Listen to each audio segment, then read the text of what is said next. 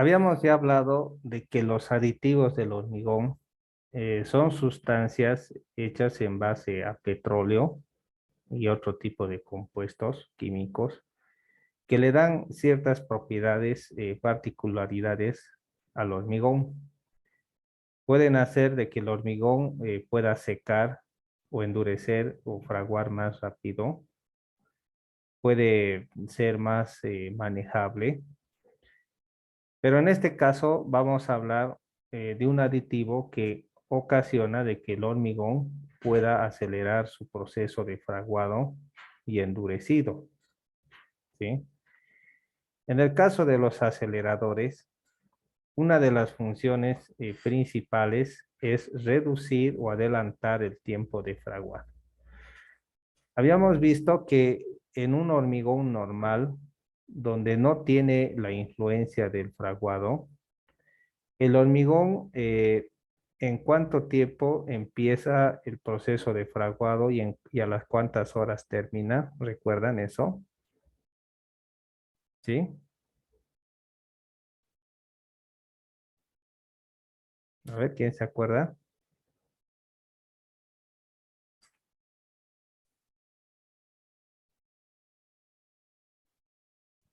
Fraguado era entre las primeras 6 horas. Ya. Ujú. A partir de las 3 de la tercera hora hasta la séptima. Dura el proceso de fraguado, ¿no? Y luego de eso empieza el proceso de endurecimiento, que eso dura unos 28 días. Pero, ¿qué objetivo uno tendría eh, para acelerar el proceso de fraguado? Bueno, como dice acá, si uno desea desencofrar antes, si va a lanzar el hormigón o si es que el hormigón va a ser vaciado con temperaturas bajas, ¿sí? Por ejemplo, ya les había explicado que el hormigón lanzado se refiere a que con la ayuda de una bomba, el hormigón es disparado como con una manguera, como si fuera agua, ¿no? Disparado con fuerza, es como uno estuviera el proceso del cacheo, ¿no? En el asunto del reboque, y de esa forma puede colocar todo el concreto sobre la superficie. Entonces, eso es una eh, función del acelerador a fin de que el hormigón pare y pueda proceder al afinado, necesito que rápidamente esto empiece a fraguar. Hay también algunos aditivos de fraguado extra rápido, ¿sí? Incluso puede durar hasta unos pocos minutos, ¿sí? Esto se utiliza cuando se quiere vaciar fundaciones en los cauces de los ríos, donde no se puede retener por mucho tiempo al río, y lo que se hace es vaciar el concreto con este aditivo a fin de que pueda fraguar y empezar a endurecer con rapidez. ¿Sí? Bien, entonces esto tiene también su especificación. Una advertencia es cuando esto se dosifica mal, en vez de acelerar puede retardar. Así que estos productos están en base a cloruros de calcio, de sodio, aluminio, bromuros, fluoruros, nitratos, etcétera, etcétera, etcétera. Bien, otro aditivo es el retardador, ¿sí? En este caso, el retardador ayuda a que el hormigón empiece a fraguar a un tiempo mucho después. Ya les había dicho que a partir de la tercera hora empieza el proceso de fraguado. Pero cuando aplicamos un retardador, eh, este proceso de fraguado podría empezar mucho más tarde. ¿En qué casos podría utilizar un retardador?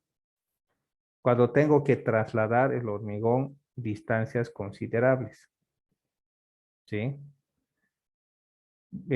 Lugares de difícil acceso donde el camión hormigonero tiene dificultad en ingresar y descargar también. Puede que la mezcla se quede por lo menos 2 o 3 horas dentro del camión hormigonero hasta descargarlo completamente. En esos casos necesitaría un aditivo retardador que me frenaría el tiempo de fraguado, ¿sí? O cuando tengo volúmenes muy grandes, a fin de evitar el excesivo calor de hidratación que desprende durante el proceso de fraguado, el retardador me ayuda a controlar esto. Así que tiene usos específicos y tengo que saber exactamente cuándo utilizar y qué cantidad. A veces los retardadores pueden disminuir las resistencias mecánicas. Es un efecto secundario.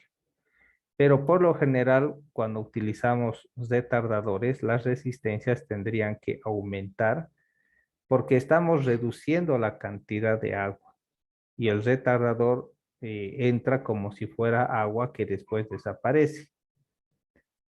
Así que es una buena opción para el asunto de lograr mayores resistencias a corto plazo, ¿sí? Pero al final el hormigón alcanza la resistencia con lo cual ha sido diseñado, ¿sí? Bien.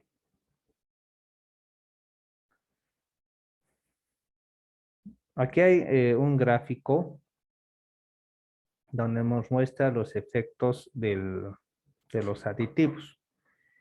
Fíjense, la resistencia a los 28 días para un hormigón normal es esta, ¿sí? Está por los 210 más o menos, ¿no?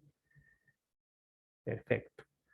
Si utilizo un acelerador, puedo lograr resistencias mayores tempranas, pero a largo plazo, la resistencia podría bajar un poco. O sea que el acelerador me da resistencias tempranas, ¿sí? Altas resistencias tempranas, pero a largo plazo puede que la resistencia ya no incremente tanto como en un hormigón sin aditivo. Si utilizo un retardador, las resistencias tardan, ¿sí? No tengo resistencias, pero a largo plazo podría tener resistencias mayores. Fíjense que la resistencia puede ir variando dependiendo del tipo de aditivo que yo utilizo. A corto plazo podría tener los efectos que yo necesito, pero a largo plazo podría dar otros efectos. Para lograr de que yo obtenga los efectos que estoy buscando, es necesario realizar el curado, ¿ya? El curado, como habíamos dicho, se refiere a hidratar el hormigón a fin de que ésta pueda secar completamente. Vamos a hablar de otro tipo de aditivos que son los inclusores de aire, ¿sí? Cuando hablamos acerca de los inclusores de aire, hablamos de sustancias químicas que forman microburbujas dentro del hormigón. Entonces, estas microburbujas hacen de que los agregados puedan resbalar unos con otros, ¿sí? También evitan que el agua pueda ocupar completamente todos los espacios vacíos. Eso es importante porque si estamos en un clima frío, durante el proceso de endurecimiento del hormigón, el agua puede llegar a un punto de congelación. Entonces, en ese punto de congelación tiende a aumentar de volumen y puede romper el hormigón. No solo en un lado, sino en varios lados y con el tiempo este se desintegra.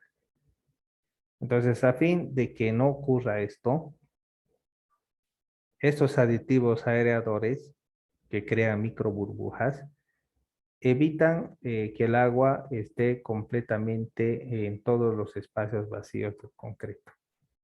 Así que el efecto de congelación no tiene un efecto completo.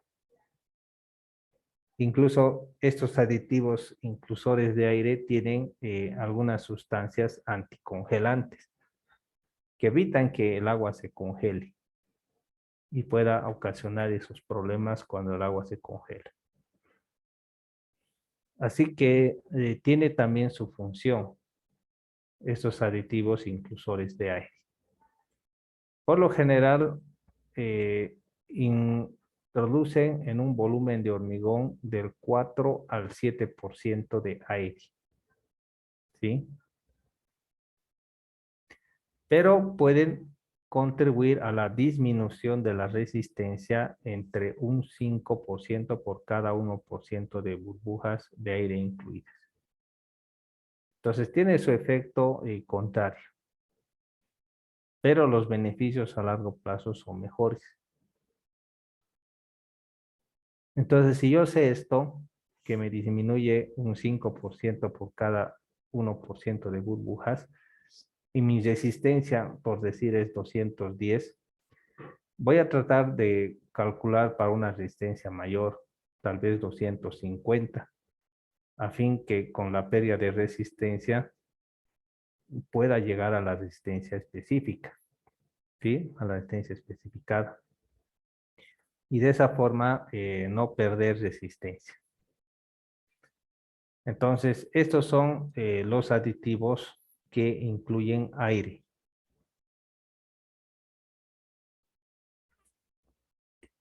Aquí vemos un gráfico, la resistencia a la compresión, ¿sí?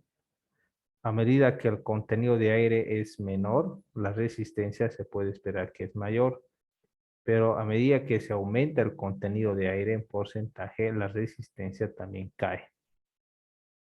También, a medida que se aumenta contenido de aire, la cantidad de agua va bajando, pero la durabilidad también va incrementando hasta cierto porcentaje de contenido de aire. Pero si uno se pasa de ese porcentaje, la durabilidad también va cayendo. ¿Sí? Entonces, incluir burbujas tiene un efecto hasta cierto punto positivo. Pero si no hacemos un buen control estricto sobre esto, puede tener un efecto adverso en la resistencia a la compresión, que es lo más importante. ¿Sí?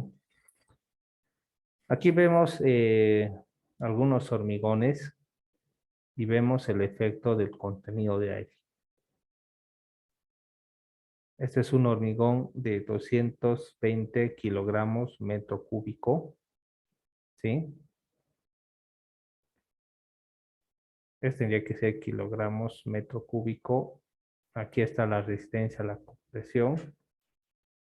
Fíjense, a medida que el aire se va incrementando, va bajando. Pero hay una cantidad de aire óptimo que está por el 5%, donde es óptimo. Aquí tenemos un hormigón con más contenido. Aquí, mientras menos contenido de aire, mejor. Y un hormigón de más resistencia, lo mismo. Mientras menos contenido de aire, entonces logra más resistencia. Pero a medida que vayamos incluyendo el aire, la resistencia también va bajando.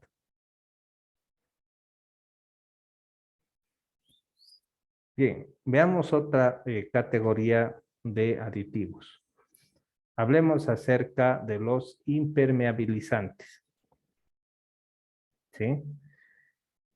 Entonces, estos impermeabilizantes reducen la profundidad de los poros visibles y pueden retardar la penetración de lluvia en el hormigón.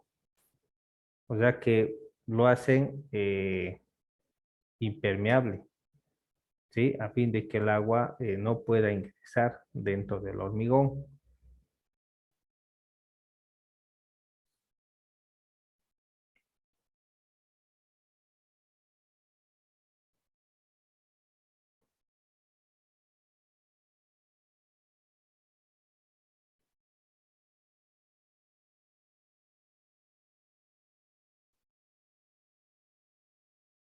Bien.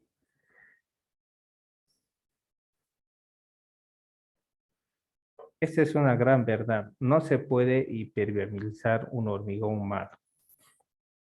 Esto es importante, ¿no?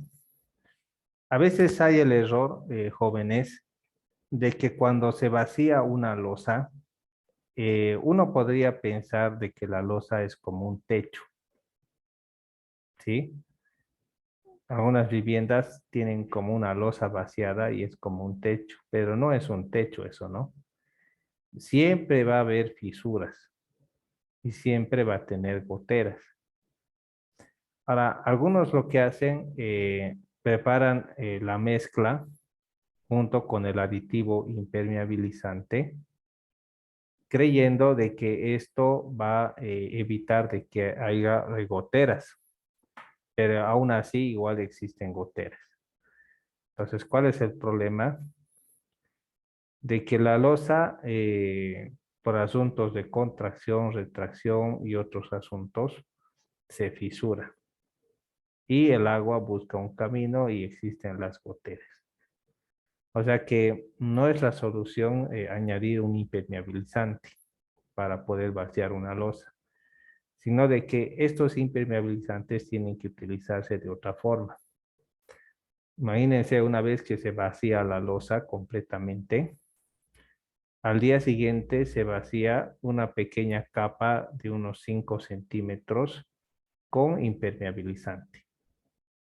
Y eso se lo puede planchar con aditivo impermeabilizante, ¿sí? Y eso sí va a ejercer una mayor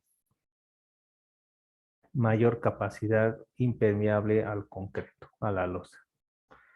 Algunos, para evitar por completo las goteras, lo que hacen es colocar una membrana geotextil después de vaciado la losa y encima de eso hacen un pequeño vaciado de una capa de unos 5 centímetros o menos con impermeabilizante y eso nunca cede, nunca va a haber goteras con eso. Entonces, esa es la forma de utilizar el impermeabilizante.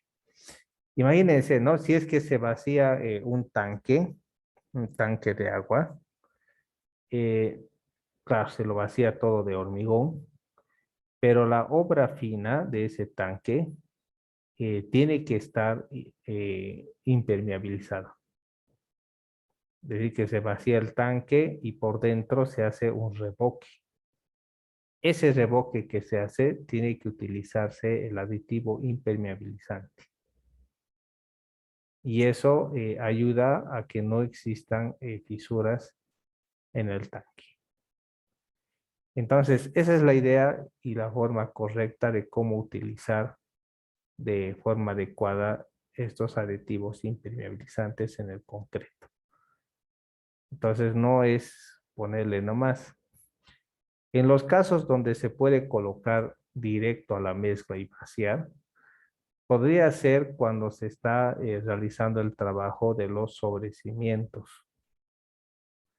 El agua a través del cimiento y el sobrecimiento puede subir por capilaridad hacia el ladrillo, hacia la pared y se ve un aspecto feo, ¿no? Incluso con la pintura se empieza a descascarar, a salir debido a la humedad. Pero si el sobrecimiento está vaciado con Sika, con un aditivo impermeabilizante, entonces no va a ocasionar este efecto porque va a eh, cancelar toda el agua que pueda subir por capilaridad. Así que estos aditivos impermeabilizantes evitan o cierran, ¿sí? Cierran todos los poros a fin de que el agua no pueda circular por ellos. Bien. Estos aditivos impermeabilizantes, como dice acá, actúan sobre un espesor del mismo, ¿sí? Un pequeño espesor. Ya no actúa sobre toda una losa, sino apenas un pequeño espesor. Eso es lo correcto del aditivo. Aditivos expansores. Entonces, una vez que el hormigón está hidratado, Este tiene algunos componentes arcillosos que ocasionan la expansión, ¿sí? Entonces este se expande y el hormigón puede llegar a cubrir todos los rincones y todos los detalles acerca del encofrado de la muestra a fin de que éste pueda adherirse correctamente. Así que los aditivos son importantes, ¿sí? Son importantes y le adhieren al hormigón algunas características particulares. Entonces, los expansores, por lo general, se utiliza cuando se hacen anclajes, cuando se hacen inyecciones, ¿sí? Se inyecta hormigón a las fisuras de una roca o de un elemento de hormigón, a fin de que el hormigón pueda estar completamente embebido en la parte donde se está aplicando. Entonces, tiene un uso específico. Dosificación. ¿Qué cantidad de aditivos se tiene que colocar? Por lo general, una cantidad menor al 5% del peso del cemento. Entonces, en ningún caso se coloca más del 5%, menos del 10%. Pues la cantidad máxima de aditivo que se puede colocar es 5% del peso del cemento. Eso quiere decir que si en un metro cúbico de hormigón está entrando 350 kilos, ¿cuántos kilos de aditivo va a entrar?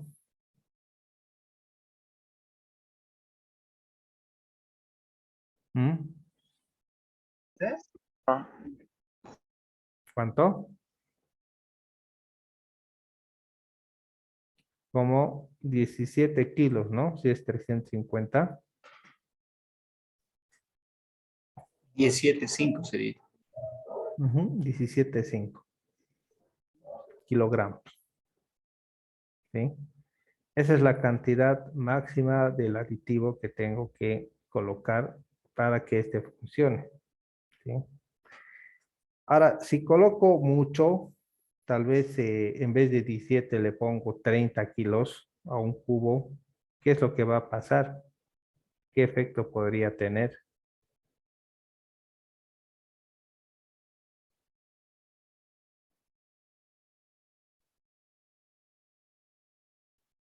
¿Mm?